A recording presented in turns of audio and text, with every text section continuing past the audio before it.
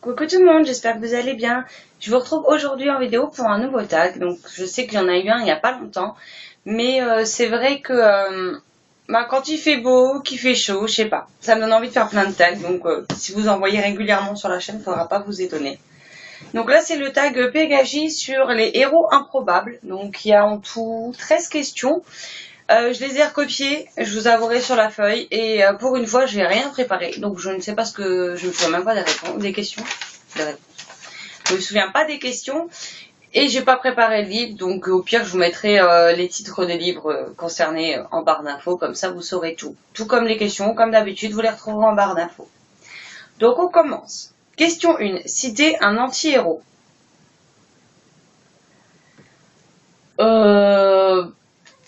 Oh bah ça commence bien. Je dirais dans Caleb de Mireille Rondia. Je l'ai pas lu, mais de ce qu'on m'a dit, il est tout le contraire d'un héros appréciable. Donc je vais opter pour celui-ci parce que franchement j'ai pas d'idée. Question 2. Citer un héros, une héroïne peureuse.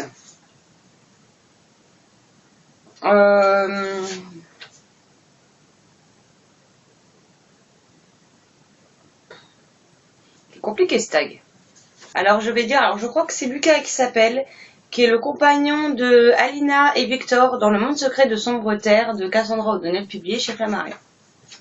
Qui les suit, mais il est loin d'être aussi courageux que les deux autres. 3. Citer un livre dans lequel le héros est un animal. Alors pour moi ce sera Marley et moi. Alors je ne sais plus le nom de l'auteur, mais je vous glisse la couverture ici. Il a été adapté en film avec Jennifer Aniston. Donc j'ai beaucoup aimé le livre, j'ai beaucoup aimé le film, j'ai pleuré tout ce que j'ai pu sur les deux.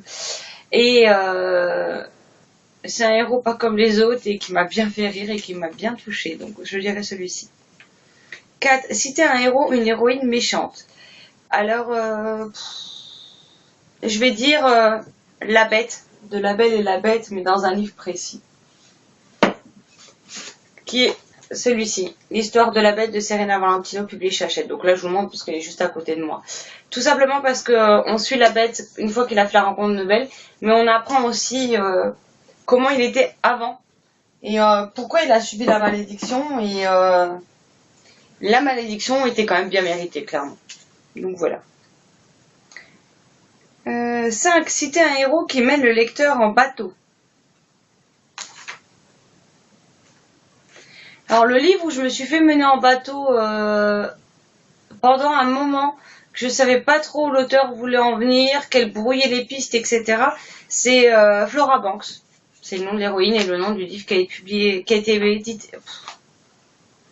Flora Banks, écrit par Emily Barr et publié chez Casterman. Donc que j'ai lu au mois de mars, je crois, et que j'ai vraiment adoré. Il est passé à un cheveu du coup de cœur. 6. Citer un personnage secondaire qui devient héros, héroïne dans un tome suivant.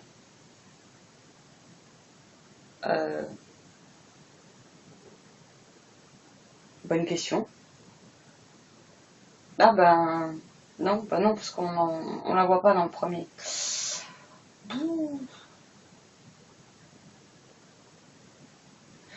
Je vais dire la 5e vague pour le tome 2 parce que comment elle s'appelle déjà? Alors l'héroïne principale c'est Cassie dans le tome 1. Et dans le tome 2, même si on suit Cassie, il y a l'autre personnage féminin, je ne sais plus son nom. Si je le retrouve, je vous le mets quelque part en bas de l'écran. Qui prend beaucoup plus de place, et le tome 2 est beaucoup plus centré sur ce personnage-là, au final, que sur Cassie.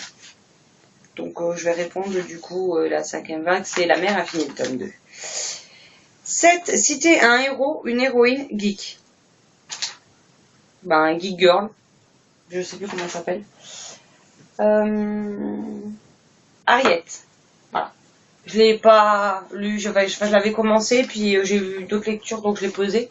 Faut que j'en reprenne, mais elle est geek aussi, donc c'est parfait.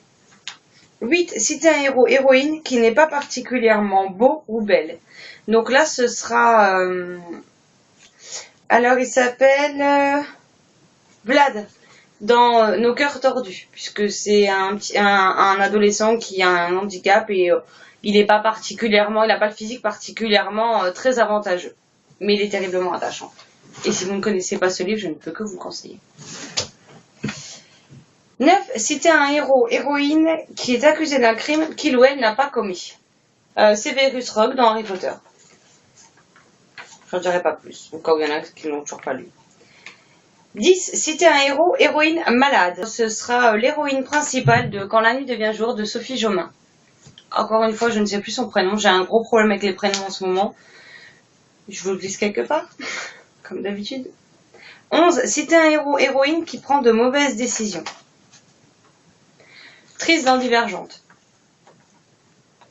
Il y a plus d'une fois où elle prend de mauvaises décisions et voilà. Et il y a des moments où elle m'a bien énervé à cause de ça. Il y a aussi Cassie dans la saga vague, accessoirement. 12. Citer un héros, héroïne qui vit dans un endroit reculé.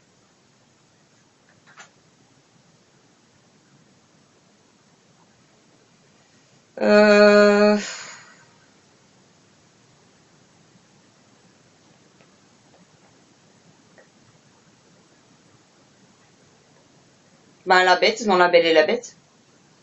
Le château il est au milieu d'une forêt, donc c'est un endroit un peu isolé. Ou sinon, on a Madame Whitecomb dans Rose Blanche et Rose Rouge de Laetitia Arnold, publié aux éditions Magic Mirror. Qui vit pareil au milieu d'une forêt, loin de tout. Ou Le Pianiste dans le même livre, d'ailleurs. Et 13. Citer un héros, héroïne qui refuse ou tente de refuser son destin. Donc je dirais Cassie dans la saga Go to Hell de Oxana O, publiée chez Rebelle Édition. Donc voilà, il y aura des coupes au montage, parce que il y a eu des moments où j'ai eu des gros blancs, je ne savais pas. Peut-être d'habitude je prépare un minimum mes tags parce que sinon on en a pour une demi-heure de vidéo et au final j'en coupe 20 minutes. Donc voilà. Mais ce tag m'aura posé quelques difficultés quand même parce que c'est pas des réponses qui me sont venues forcément instantanément, qui me faisaient réfléchir, donc voilà. En tout cas, n'hésitez pas, si vous l'avez repris, à me laisser les liens en commentaire, comme d'habitude, ou à me mettre vos réponses aux questions en commentaire. Je me ferai toujours un plaisir de regarder ce que vous avez répondu. Ça me fera peut-être découvrir également d'autres livres, ce qui est pas négligeable. N'hésitez pas aussi à me dire en commentaire quelle est votre lecture actuelle.